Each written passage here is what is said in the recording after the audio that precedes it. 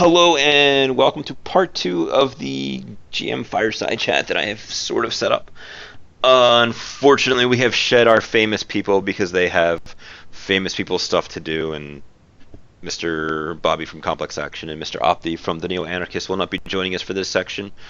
But Oz and myself, both from the Plot Resistance livecast, are going to tackle a bunch of the Twitch questions and the last question from the Milk Run guys and that kind of stuff as we go.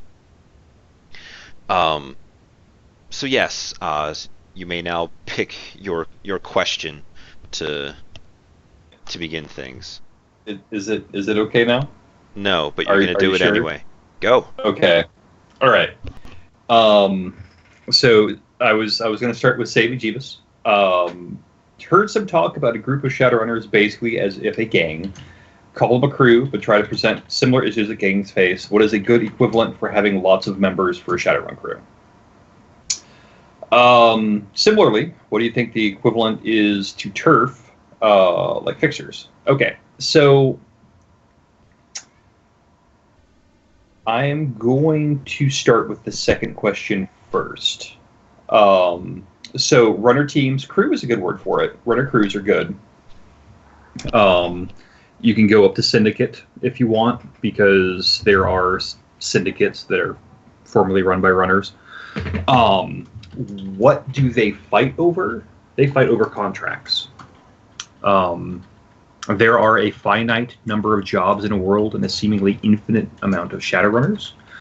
And so if there is a MacGuffin, there is going to be somebody who wants it, and there is going to be any number of teams who want to get paid to get that thing for them. So you could have the wet work contracts, the stealing things contracts, protection details. It is the work that Shadowrunners fight over, as well as their own egos, whatever prejudices or biases they may have. The famous fight between Clockwork and Netcat about technomancy. Things like that. As for what is a good equivalent for having lots of members for a Shadowrun crew, I think I'm going to need a little bit more clarification. Like, do you mean lots of Shadowrunners on a crew, or something to kind of throw at them? And while you're doing that, I'm gonna jump in here with a small thing. There is a game called Blades in the Dark where it is very Shadowrunner-esque. So if you played Dishonored, I have not. are you familiar with Dishonored?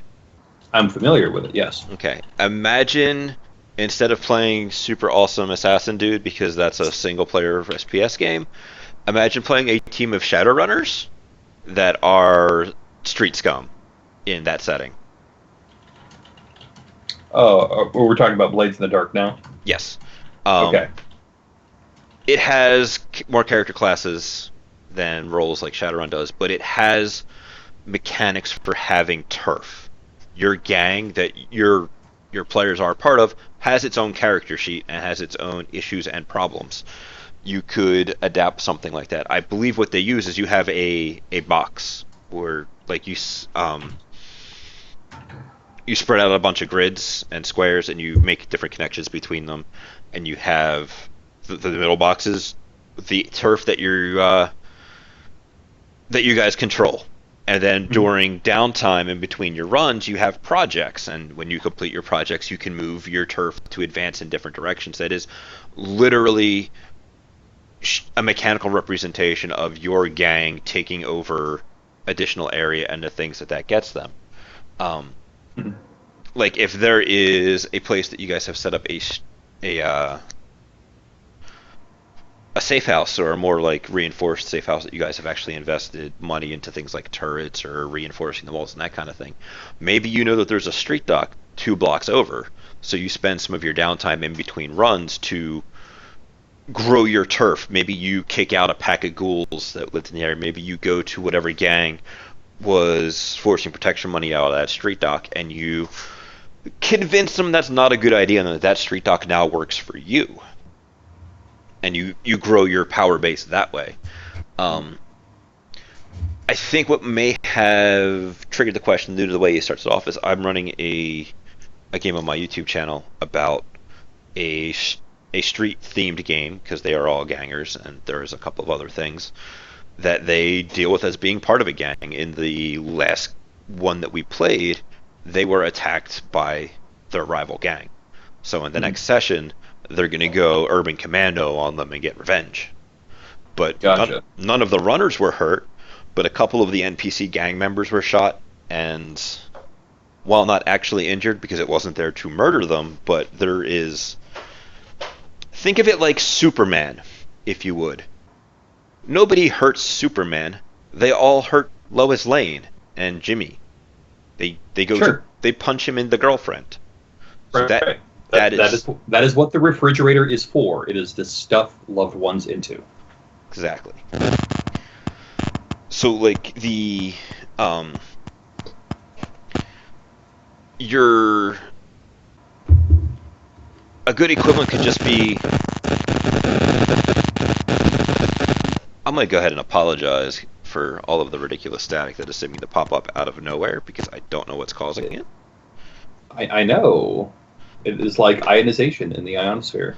Right? What you can do is just make the gang. In my case, the gang is a.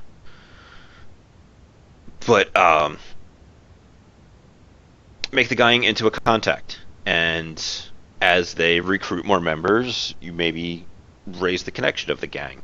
As they recruit more business and stuff, you can increase their loyalty and do that kind of stuff.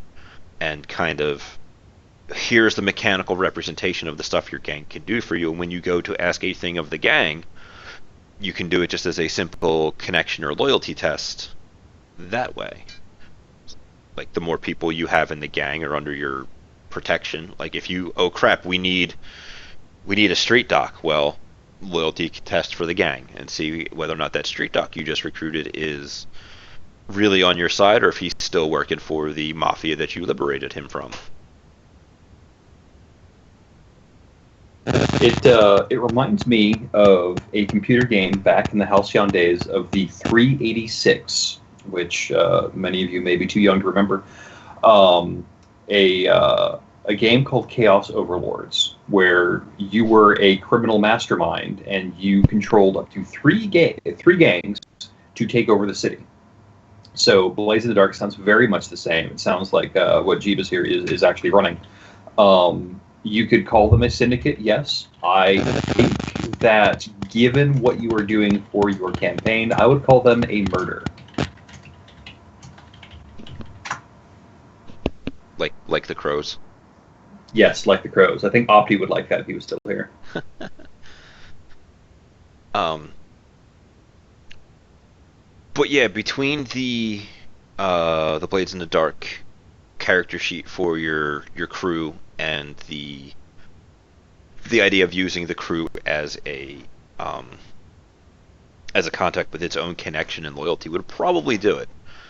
Because you can use the character sheet and like just the area map to show their control, and then that will enable, like if they have that street dock, they can then roll the contact to see what the street dock can do because the street dock is under their purview. But if they wanted to get like an arms dealer, but they haven't made an arms dealer on your map and nobody has an arms dealer contact, they're kind of out of the loop. Right. You want to move on to another one? Sure.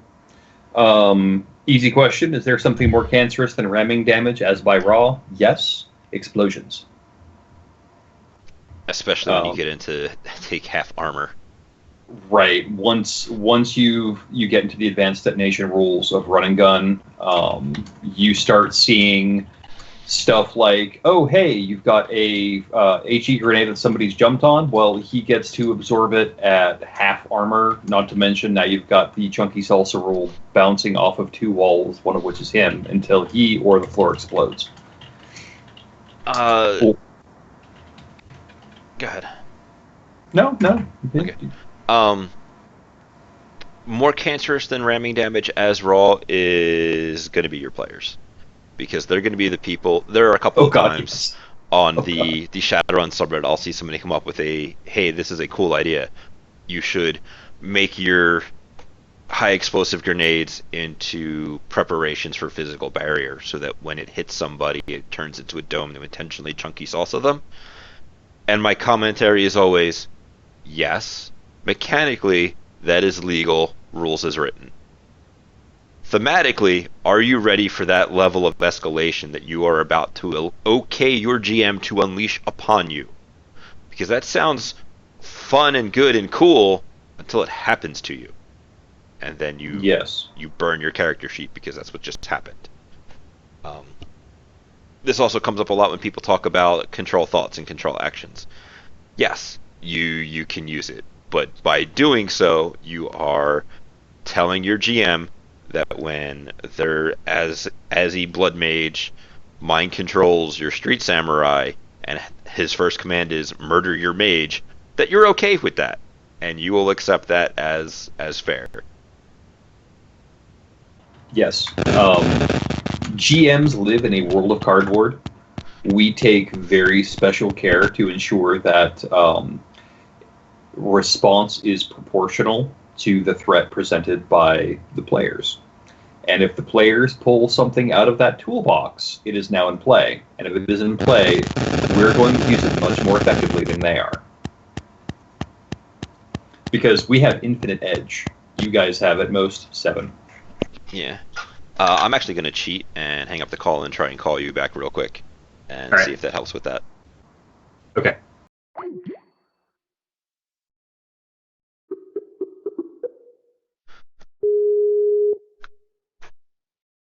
Self-destruct modules on cred sticks? Really, man?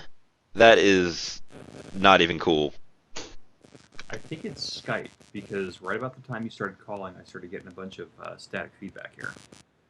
It's possible, and I don't think I care enough to try and fight with one of the other options. Yeah, no biggie. Yeah. Um. So moving on from Big Slam's nice and short question. Uh, the Game Mongers has been waiting. So I guess, what do you use to manage combat with an assortment of different threats with different weapons and different stats, but having difficulty finding a good way to streamline the process? Well, um, as Bams has said, as Rob has said, um, we are lazy people. Like we are creatures who love to put the minimum effort forth. In combat, this is where it shines because I can have 50 different people, 50 different weapons, different damage codes, ammo loadouts. It doesn't matter because all that matters is the values that your players have as their character. What are their dice pools? If you've got a Razor Boy who's got a dodge pool of 12, then if you want to threaten him, it doesn't matter what the stats of the guy shooting at him are. It doesn't matter what the weapon is. All that matters is you are throwing either 10 dice, 12 dice, 14 dice, 45 dice. It doesn't matter. But I mean, that's getting a little crazy. But you just have a dice pool in mind to challenge that player, to make him stop and think, or conversely, for something for him to roll over because this is really just a tasty appetizer before the main event. The same thing with damage codes. Like, eventually your players will get to the point where they're going to know the make and the model of the weapon based on the damage code you give after all the math is done. You don't really need to care about that because all you need is a damage code number for them to roll against and the armor piercing number that they have to take away. And if you've just got a couple of those, like if you know that if it's a -4, it means they've probably got a submachine gun or something because none of that's got AP base. If it's a -12, they just got shot by a sniper rifle, or maybe an anti-tank round. It doesn't really matter. I mean, you can just take a quick look at the table and say, oh yeah, it'll totally be that. That's my damage code. And if it's too much for them to handle, you can always do the rule where If it hit him too hard, then everybody else is going to switch ammo and do something else. Like Bob loaded APDS today, and he just blew some guy's stomach out. That means Tom and Harry have regular rounds that they're using that they're supposed to be. Conversely, if it doesn't do enough, oh, Bob loaded gel rounds today. He's a dumbass. We should be rocking APDS when dangerous Shadowrunners are on the loose. So you can hand wave a ton of this stuff and just boil it down to how many dice do I think are going to challenge these people, and how much of a challenge do I want them to have?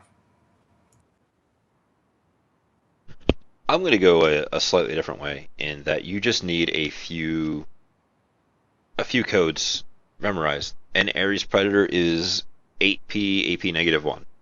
The Ares Predator is also the most common gun on the market, which means if I have a pistol and I'm going to shoot you, there's a really good chance it's either an Ares Predator or a Ruger Super Warhawk, because the Warhawk is iconic because it's a giant revolver that says "I mean business." Similarly, if it's a shotgun, it's probably doing 10 damage, AP -1, because that is what a lot of things are.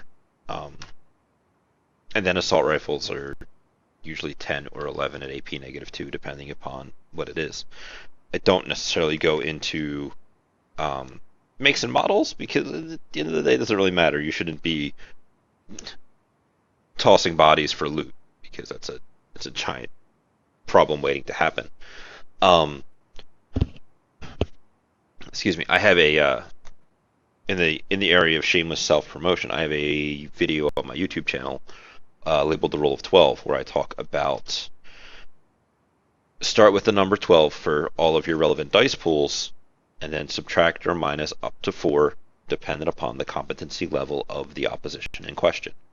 So a dude who is a Stuffer Shack employee is gonna he's probably going to have in the 8s, because that is an attribute of 3 and a skill of 3, with maybe a piece of wear or just some other small bonus. Like the Stuffer Shack employee, he might have an 8 dice pool in perception because he has a 3 intuition, a 3 perception, and maybe a specialization in auditory because he is always listening for his boss coming in so that he can stop slacking.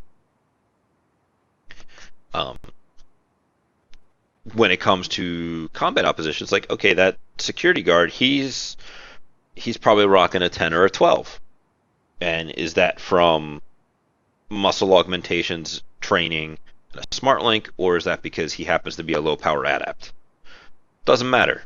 All that matters is the number of dice he's throwing out and what he's shooting you with. Right.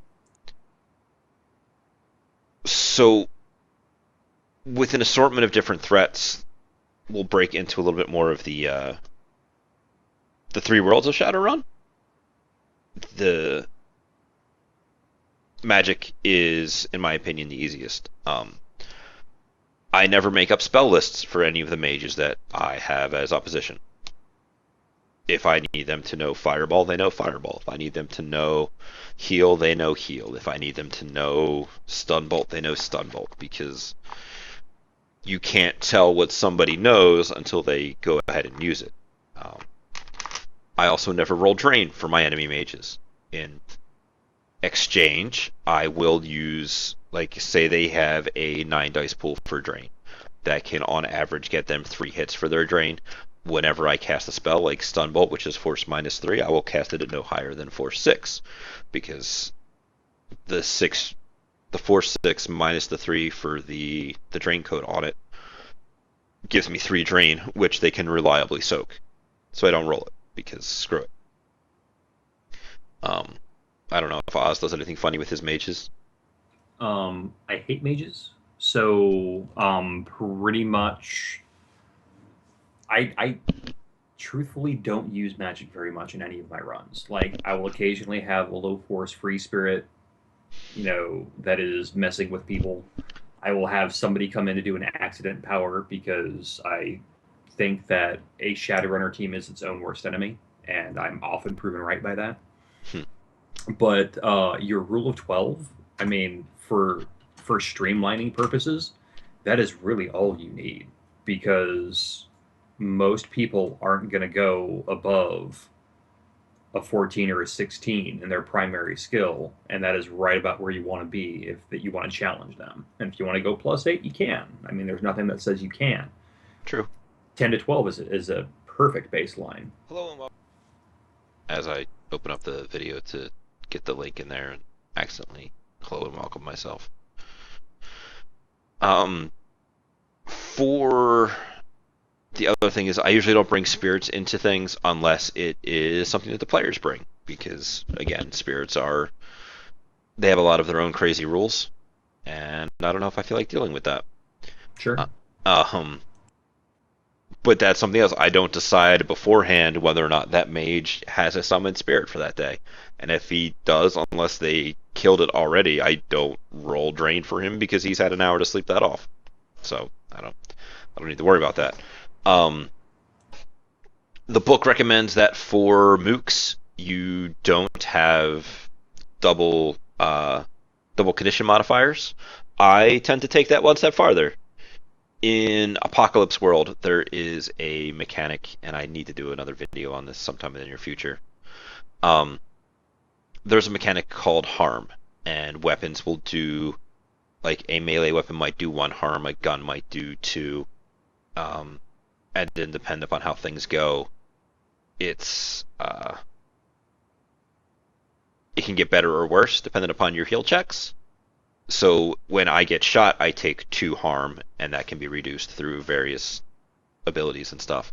But I really, as a person, only have 5 harm boxes that I can take. So I do the same thing for my mooks. They will have lightly injured, moderately injured, or heavily injured, and I'll just kind of keep it in mind when you shoot them. So you shoot them, you deal 5 boxes. They are moderately injured. And then there'll be the times where they soak most of it, and they'll be lightly injured. So it'll be like 2 lightly injured plus a moderately injured will put that guy down. A heavily injured plus any other injury will put that guy down. Unless, he takes more than 10 damage, in which case he just goes down. You don't need to worry about how many boxes a single dude has, because it's not important. Right. And your players aren't going to really know either. I mean, you can fudge all of the dice pools in the world, and if you start out a dice pool and it's at 16 dice and somebody nearly gets their head shot off, and the next time you throw that it's at a 13, nobody is going to say a word. I guarantee it. It's and then with the Matrix, I recommend never getting into Matrix combat. Yeah, I agree with that. It's a mess. It is. There was a thread quite a while ago now that was a decker who was worried that his game would devolve into some PvP and was curious as to what he could do against the Street Samurai in a group. Oh yeah, that one. And the answer that I gave him was nothing. You lose. Like, you can do nothing to outdeck that man's bullets. The best version of this, I think, is the TF2 Heavy. He's like, there are many people who are smarter than me, not many who are smarter than bullets. And in that situation, yeah, you could brick that guy's gun, and then he's just gonna beat you to death with it. Yeah. As such, anytime combat happens, I always push the decker's best option is to bring out a gun and start shooting, or manipulate the environment, shutting and opening doors, driving the car, that kind of thing. But him actually going around and slowly bricking their guns is nearly useless, because your secure response is going to have a sidearm, and maybe even a stun baton or something else that doesn't have wireless, and it's just going to you. Right. And keep in mind that it's still going to take you at least 2 passes to brick most guns, unless you are rolling Nova Hot on your data spike. Yeah, no, that's not good. So, Mr. Game Mongers, I see you're still in here. Awesome, because I know this was a while ago. Yeah, no, check out my video I linked because it goes into a lot more in depth than we did here about that kind of stuff. Um, the Matrix rules are a mess, Mr. Jack, so don't feel bad because that guy was probably just being a douche. Yeah, and that happens a lot. That's part of the that guy discussion we will have at a future date. Yeah, I feel like Having to deal everybody with has him. has unfortunately run into that guy. Yeah. Um, mechanical question was you start. Speaking of the Matrix, do you ever Right. do anything to throw a Technomancer player a bone? No, screw 'em, they're terrorists. Adjustments to the run behind the scenes, they seem to have a rough time when it comes to initiative boosting and need many different attributes and skills. Um, so, do you want to start with this one, Oz, while I read chat? I'll give it a try. Um, I don't have a lot of experience with technomancers because they felt like internet wizards to me. By that I mean they are matrix shamans. They summon sprites. The sprites do things. They whisper to little bits of code, and the code does their dark bidding. Um, as a GM, I tend to vivisect them. But no, like I'm going to trust that the player knows their matrix rules as much as a Decker player does, which is to say not at all.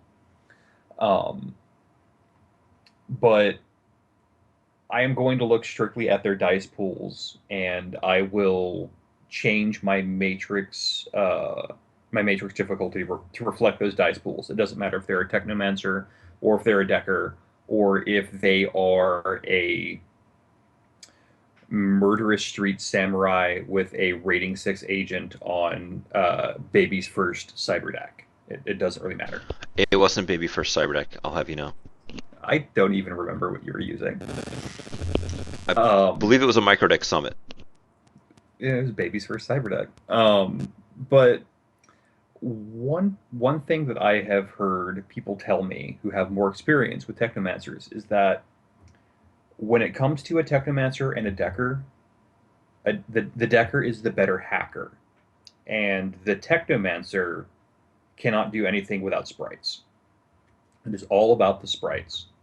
So a technomancer then can utilize that to go around and fill a different niche and use those sprites in order to get even further than where they normally would be.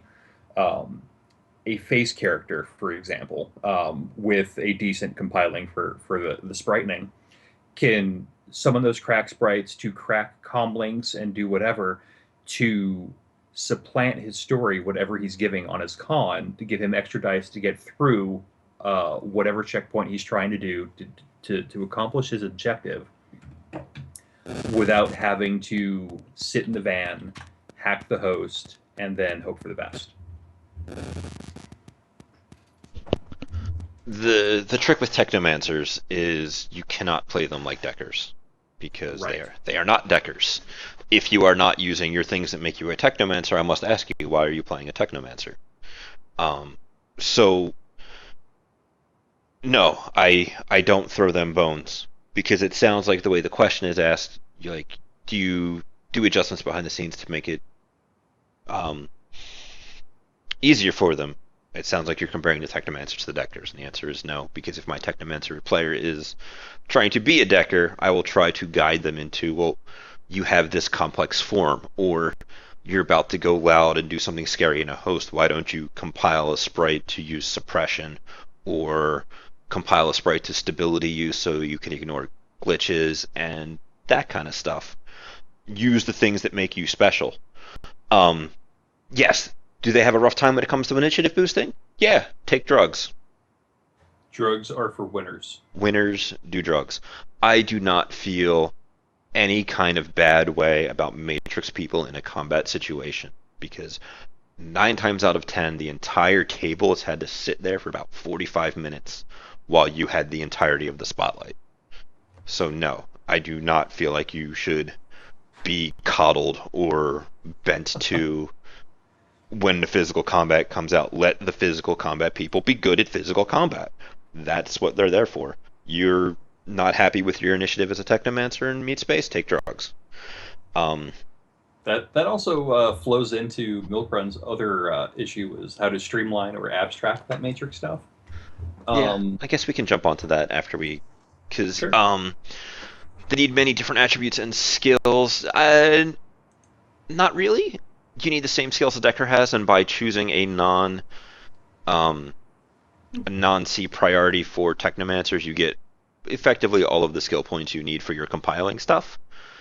You can get away with like going a little bit lighter on your computer skill to boost other skills like software because Technomancers get +2 to matrix perception tests.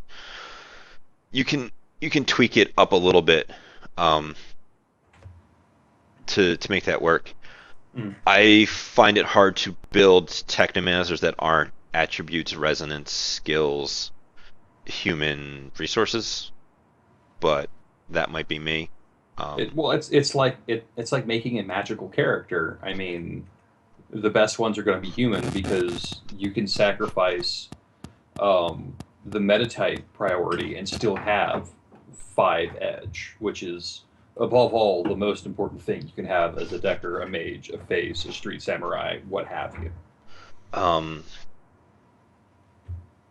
do I adjust the matrix difficulty parts of things? No, because in a long-running game, you can easily, during downtime, compile a bunch of sprites and auto-win matrix combat, basically. Right. Because you go into a host, and if you're going to go loud, your first pass is not even necessarily your first pass. You're not really into combat. You spend a number of simple actions to call all of your crack sprites that you have previously compiled. You spend the next simple action to begin to tell them tear this place apart, and the one spider that logs in is just immediately ruined, and you can log out, and you don't have to do anything. Um, as far as for house rules, I like not really. Um, the drain codes or the fade codes on their complex forms are really high, and for something like Puppeteer, that's crazy with what Puppeteer can do, Yeah. because They are warranted for the power that those forms are. Puppeteer says win the game. Right. You're in a cyber combat fight with a decker that has a deck, and you've seen him data spike yourself. Oops, bad times. Um, Editor is crazy powerful just as it's written because things like encryption and data bombs, Editor doesn't care. Um, Transcendent Grid is moderately helpful for uh, a low monetary investment decker or technomancer to be able to get on non-crap grids and be able to find information, and even necessarily not on non-crap grids, but if you're looking for stuff based on AS technology, that's going to be on the ASI grid most likely, not on the general matrix. Right. Transcendent Grid basically gets rid of that immediately -2 penalty for being on a different grid. Yeah, and there are certain situations where it is you can twist it. Pulse allowed me one time. We were on a boat in the middle of nowhere, facing like a ridiculous noise penalty, and I'm like, can I use Transcendent Grid to just pull a general matrix search from one of the worldwide grids because I didn't have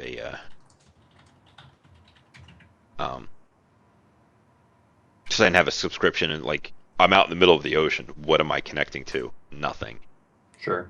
Um, and the idea of using like cyber combat or hacking to cross grids onto a global grid with a ridiculous noise penalty, not a fun thing to do.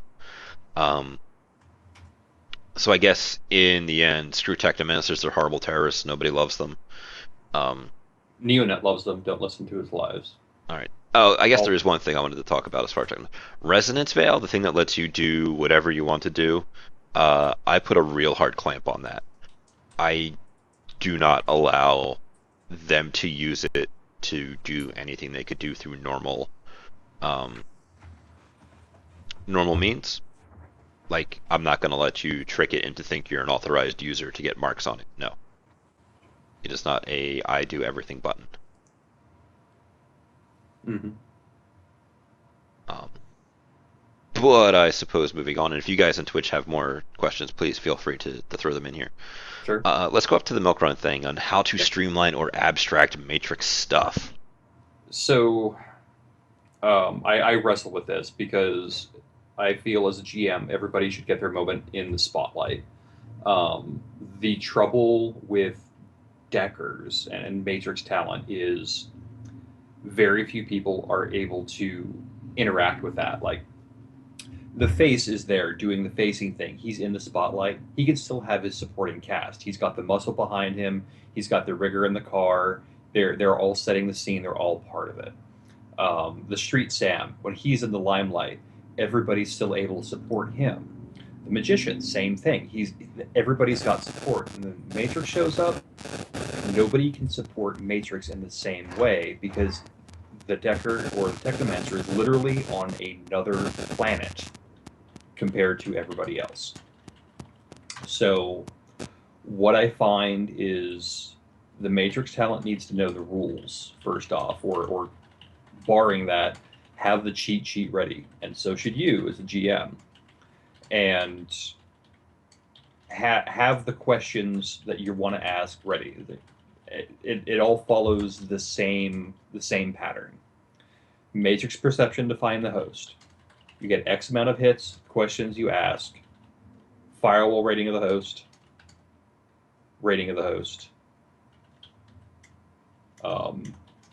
devices slave to the host.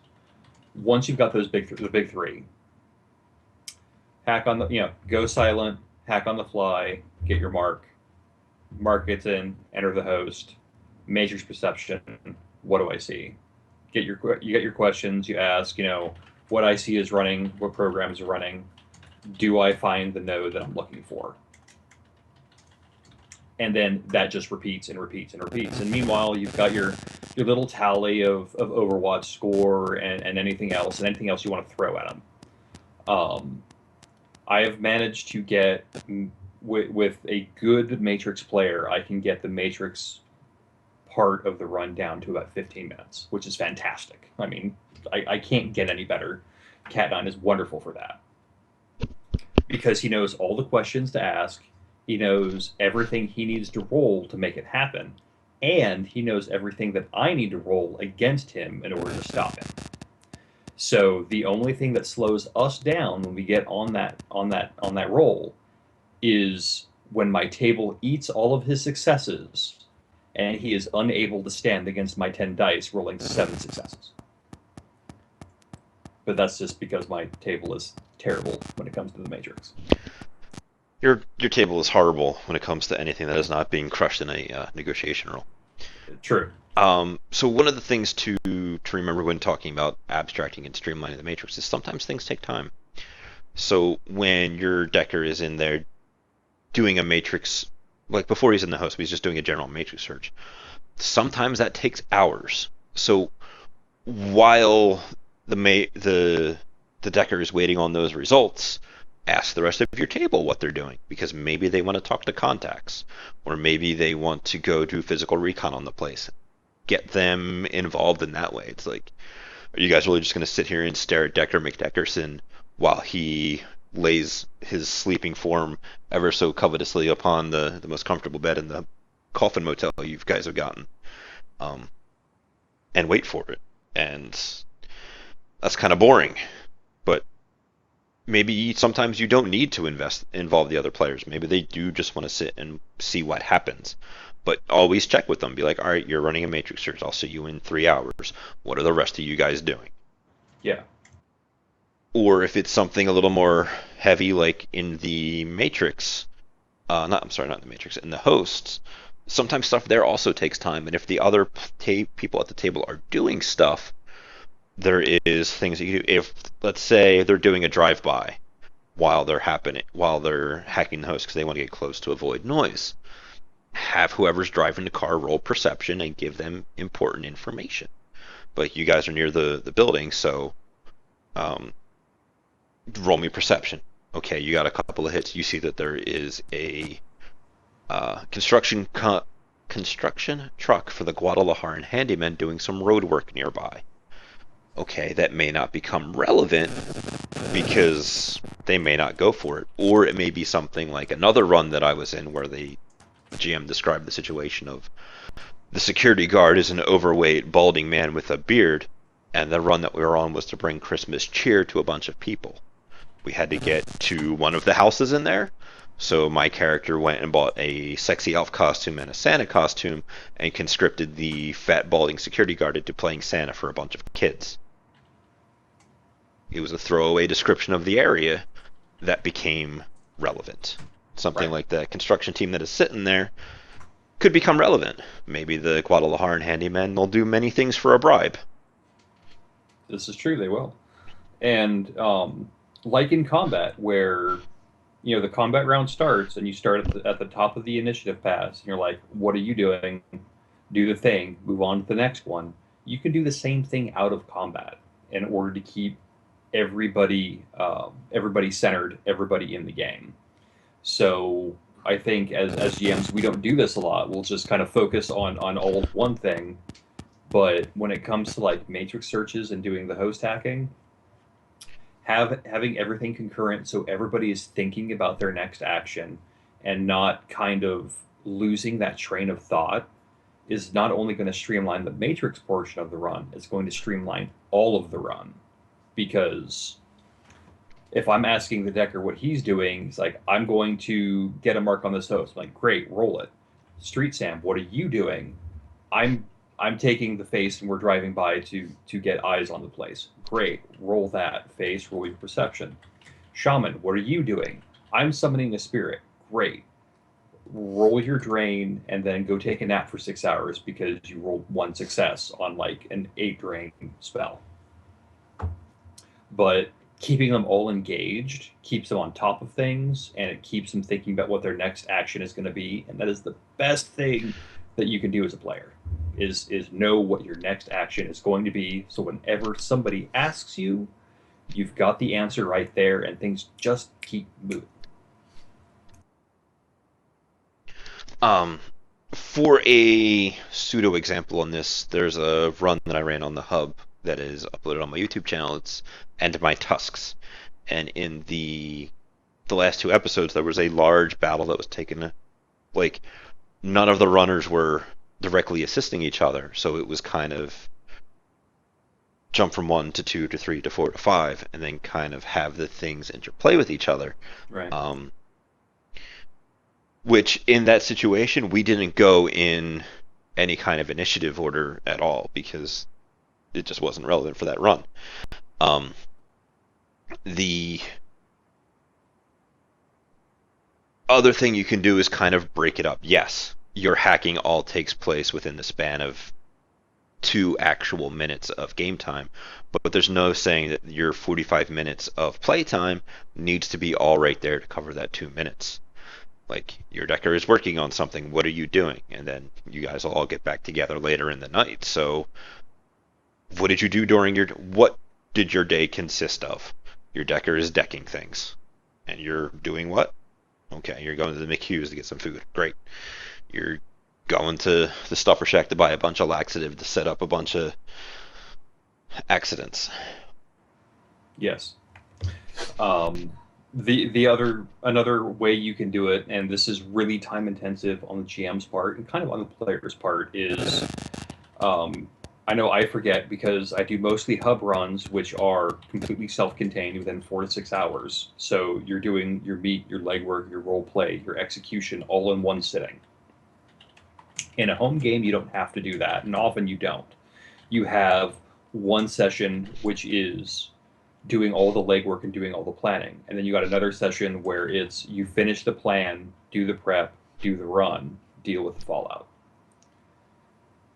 With the internet, with Skype, with Roll20, with email, all of the tools that we have for communication, there is nothing stopping you and the decker, except maybe your schedules, to putting together some time that isn't during the game time, but when you have time free, in order to get all the rolls and all that stuff out of the way. Like, the face tells the decker he needs to hack the host, get information on A, B, and C. get marks on D, E, and F, and then find data G. You can take that time then after everybody's done. It's like, you got the job, everybody's on the way out, and that was the last thing before everybody breaks for pizza or whatever, or leaves for the night. You can then get together with the Decker during the week and be like, all right, let's go ahead and bust this out. He's got this solo run for himself. He's jamming. He's having a great time. And when they come back, he's going to sit down and he's just going to unload this deluge of information on the team. And he's going to look like the biggest badass that has ever walked the sixth world. Another thing you can do, which might be a little crazy, we'll say, if you trust your player to not be metagamery, after his matrix reception, give him the stats of the host and the other stuff that he may have, and just let him roll it out for himself. Go on with your day. And Sure. like, if they know that this is the host, you are looking to get a file, just be like, okay, you're gonna need this, and it's gonna roll this against you, and you're gonna need to roll this to correct file and that kind of thing. But that's when they have a little bit more of a direct path on what they are trying to do, as opposed to just general legwork gathering. And people get phone calls from dependents at the harshest times. They do. Um, as for abstracting it, have your defenses by hits and not really put up much of a fight. Like, if you're a 16 dice decker coming out of, let's say, a McHugh's or a Stuffer Shack host just because you don't want to pay for your lunch, okay, congratulations, you have not paid for your lunch. You don't need to actually roll that out. Sure.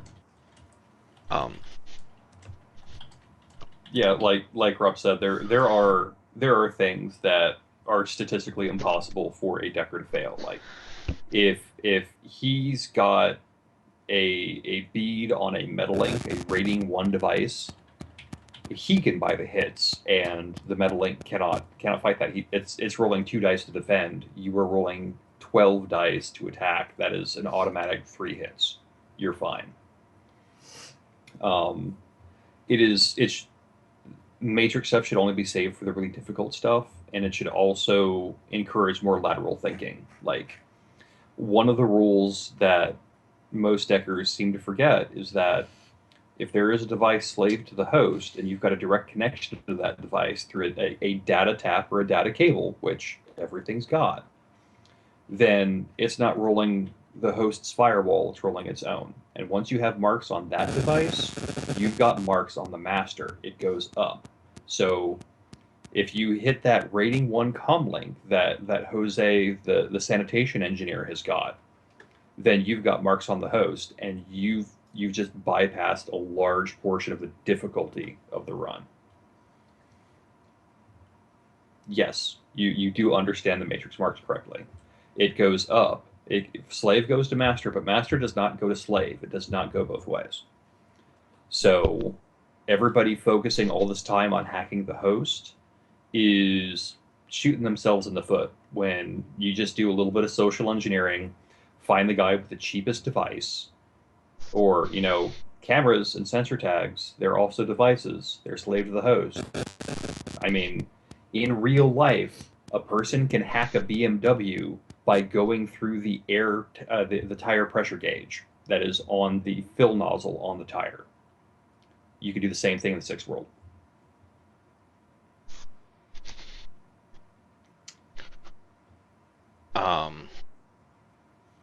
One thing, though, that is sadly left behind a lot of times is matrix architecture and the way that different hosts will represent their stuff.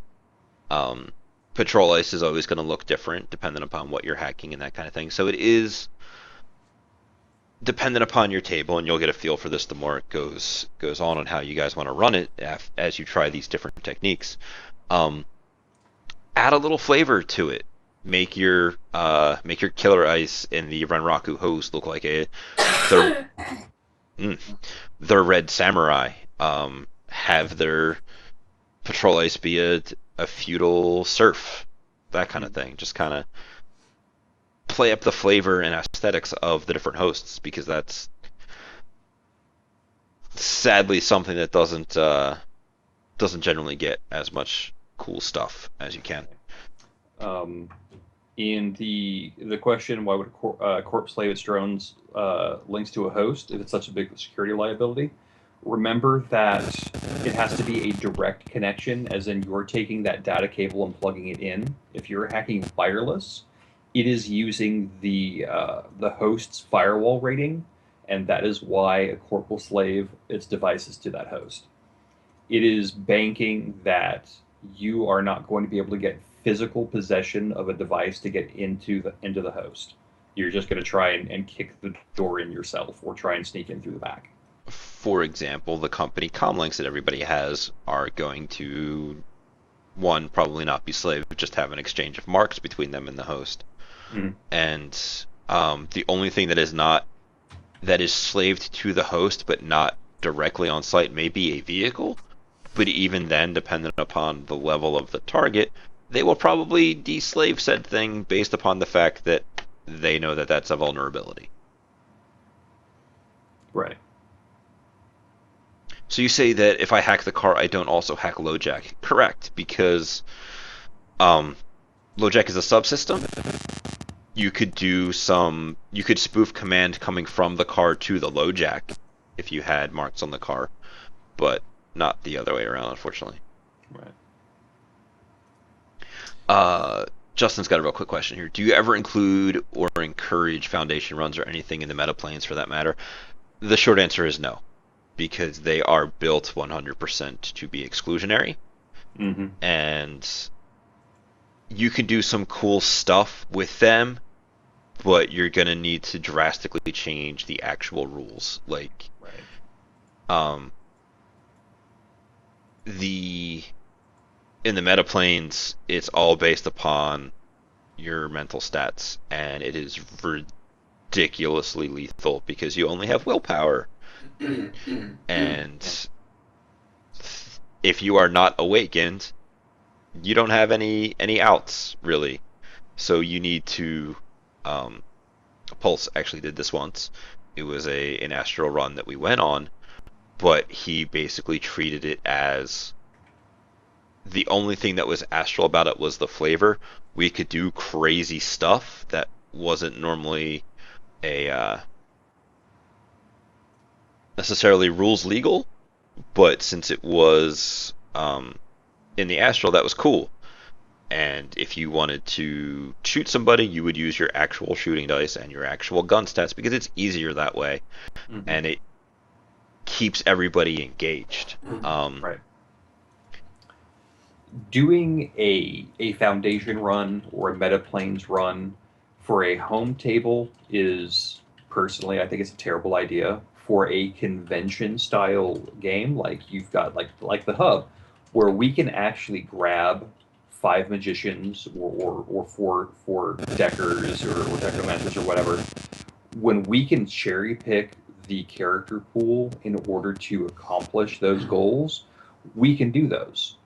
Um, and we do them on occasion. But like Rob said, we don't like to promote them because we are negating four-fifths of our player base to make one set who already gets a lot of face time super special, and that's kind of a crappy thing to do to everybody else.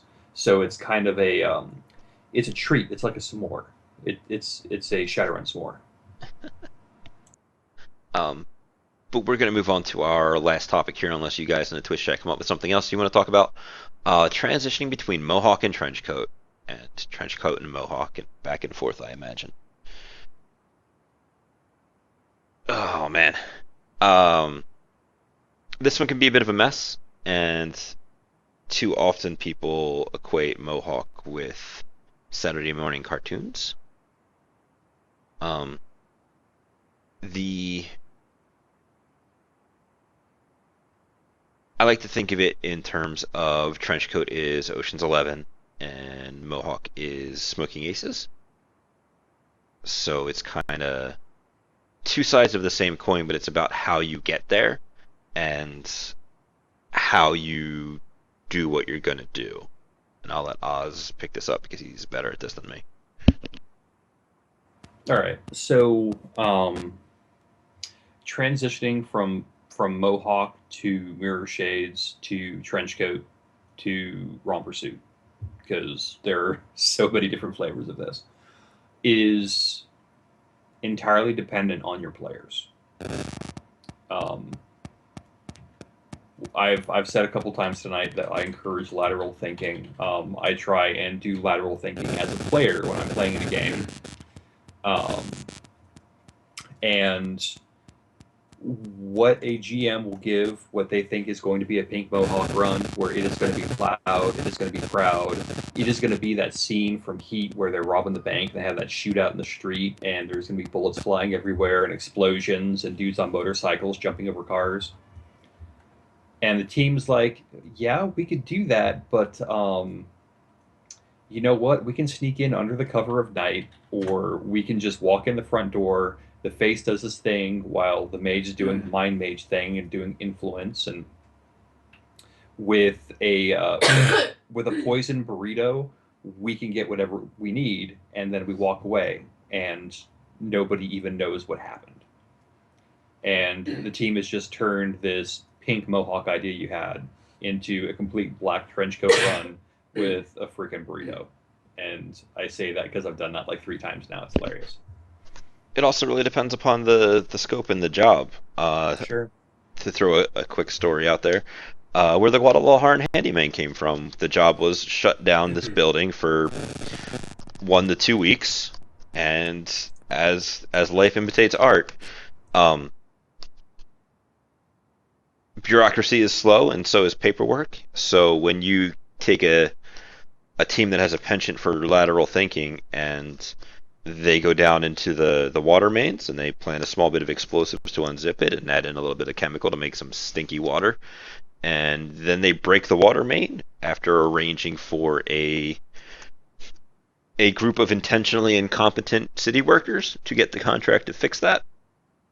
All of a sudden, we never even had to set foot on property, and the place is going to be shut down for 2 weeks because it's flooded.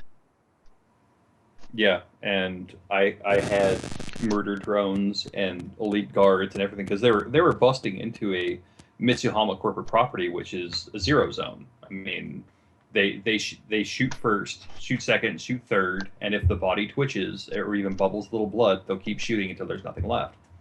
And they completely bypassed it, and they didn't even get close to that property. It was fantastic. It was as trench coat as it gets. It was a singular drive-by just to get a look at the place. But the transition will come once you again see how your players go and how they react to certain stimuli.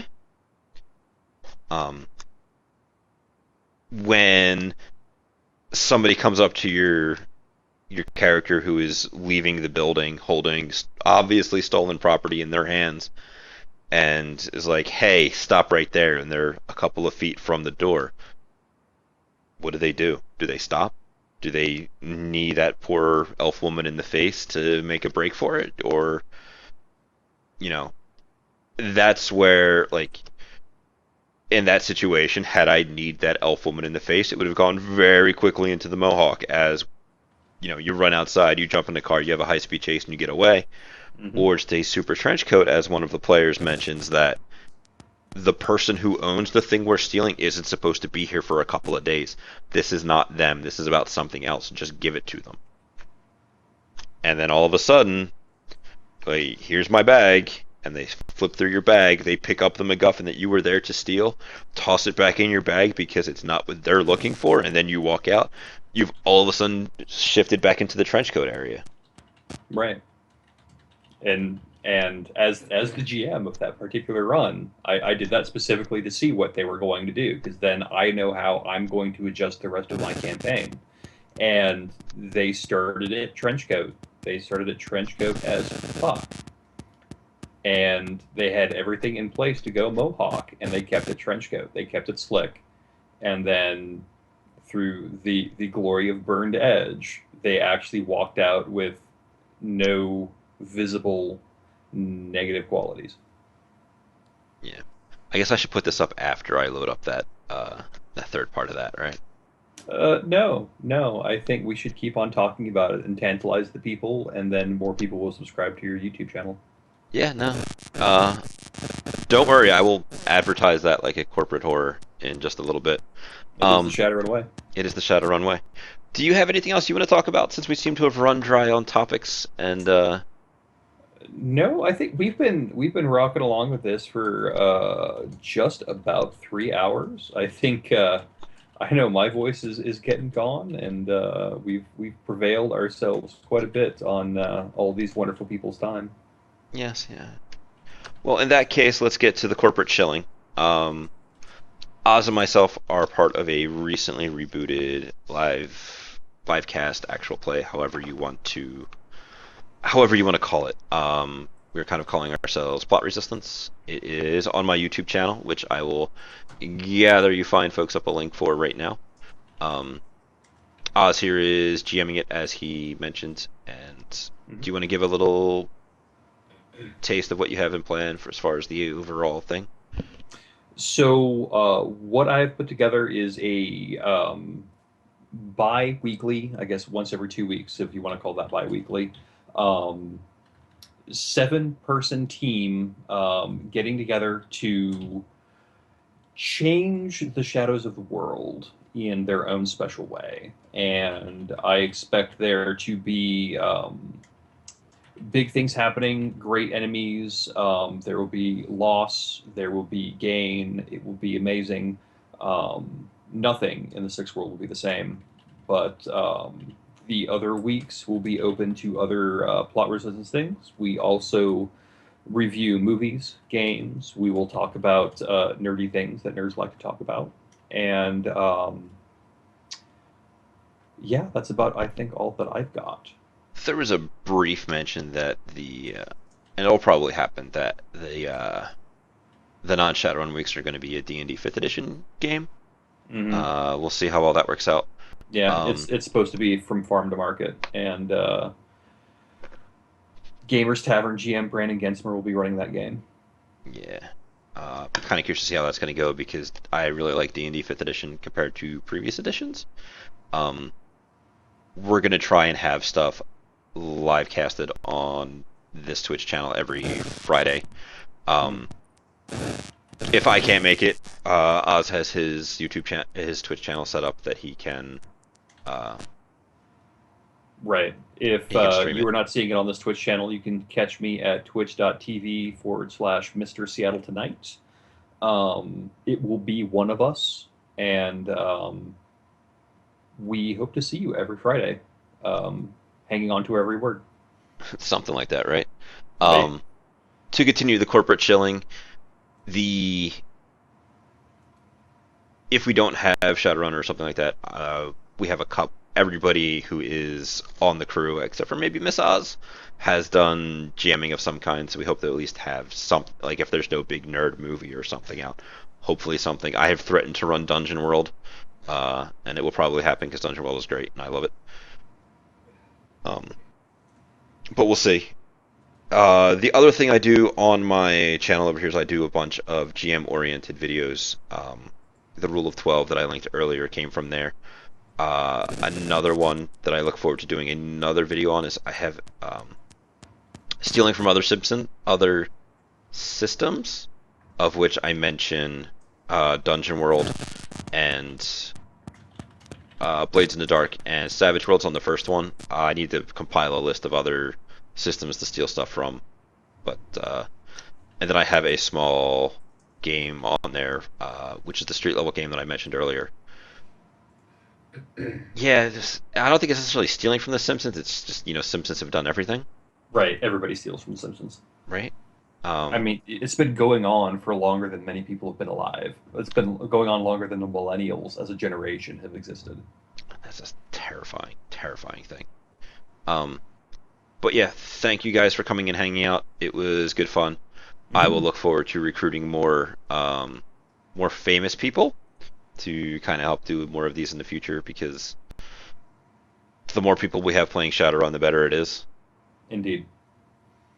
So, thank you guys for coming out, and I went and advertised like the shameless corporate whore that I am, the YouTube channel. So I look forward to seeing you guys in the future. All right. Thank you very much, and have a good night. Thank you and good night.